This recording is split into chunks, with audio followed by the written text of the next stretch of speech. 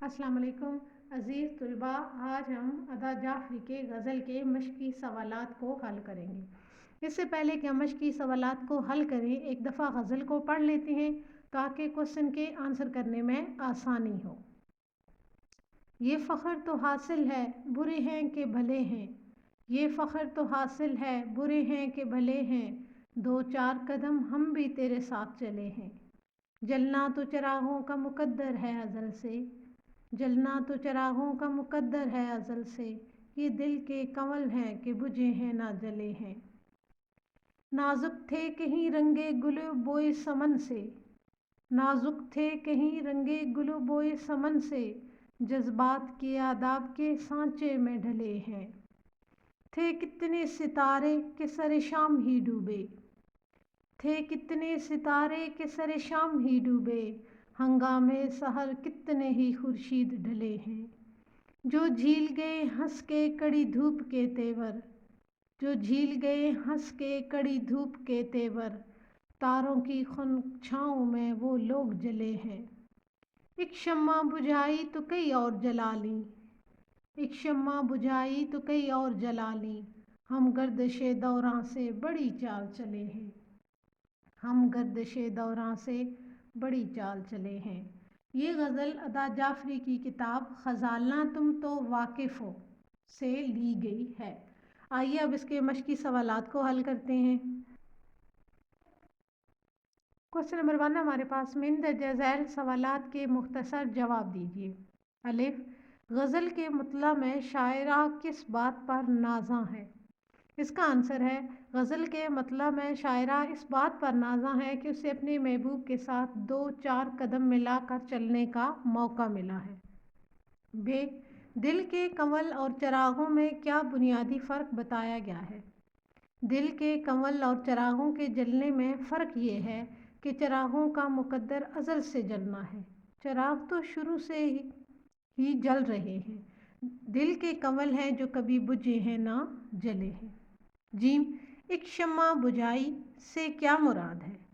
ایک شمع بجھائی سے مراد یہ ہے کہ اگر راستے میں ایک رکاوٹ آ گئی ہے تو کوئی مسئلہ نہیں، ایک در بند 100 در کھلے کے مصادق ایک بند راستے کو چھوڑ کر کئی راستے تلاش کیے جا سکتے ہیں، اس طرح رکاوٹوں اور مشکلات کو دور کیا جا سکتا ہے۔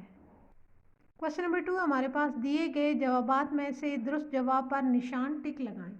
الف، شاعرہ کو کس بات پر فخر ہے؟ اچھا شعر کہنے پر، محبوب کے ہم قدم ہونے پر، آسمان کے مہربان ہونے پر، محبوب کے التفات پر۔ درست آپشن ہے محبوب کے ہم قدم ہونے پر۔ ب، ایک شمع بجھائی تو ہم پچھتائے بہت، کئی اور جلا لیں، سو رہے بے سکون ہو گئے۔ درست آپشن ہے کئی اور جلا لیں۔ جیم، یہ غزل کس مجموعہ کلام سے لی گئی ہے؟ شہر درد، ساز سخن بہانہ ہے، غزالہ تم تو واقف ہو، میں ساز ڈھونڈتی رہی۔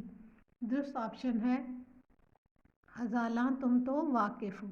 دال، جو جھیل گئے ہنس کے کڑی دھوپ کے تیور، میں کڑی دھوپ سے مراد ہے سورج کی حدت، زمانے کے مصائب، محبوب کی بے رخی، عام دکھ اور بیماری۔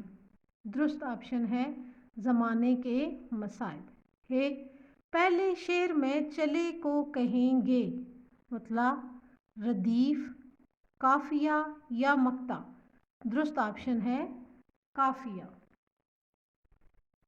واو، نازک تھے کہیں رنگے گل و بوئے سمن سے، میں رنگ و بو سے مراد ہے آداب، جذبات، تصورات، خیالات۔ درست آپشن ہے جذبات۔ غزل کا چھٹا شعر ہے مطلع، مقطع، عام شعر، آخری شعر۔ درست آپشن ہے آخری شعر۔ کوشچن نمبر 3 ہمارے پاس درج ذیل الفاظ پر اعراب لگائیں۔ آئیے اب ان کے اعراب دیکھ لیتے ہیں۔ مقدر، جذبات، گل، سمن، خورشید، شمع، گردش۔ क्वेश्चन नंबर 4 हमारे पास, कालम अलिफ के अल्फाज कालम बे के अल्फाज से मिलाएं। कालम अलिफ में है चरागों का मुकद्दर, इसका दुरुस्त ऑप्शन होगा जलना। रंगे गुल, रंगे गुल का दुरुस्त ऑप्शन है बोए समन। सितारे, सितारे का दुरुस्त ऑप्शन है सरे शाम।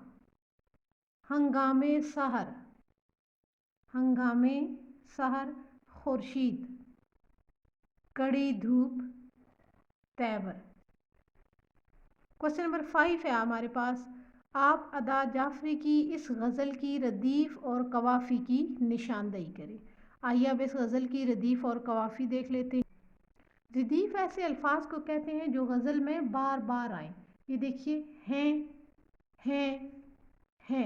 ये बार बार हर शेर के दूसरे मिसरे में ये बार बार ये लफ्ज़ रिपीट हो रहा है, तो ये क्या है? रदीफ़। इस गज़ल में रदीफ़ है हैं। क्या वर्ड है? हैं। और अब बात कर लेते हैं काफ़िए के।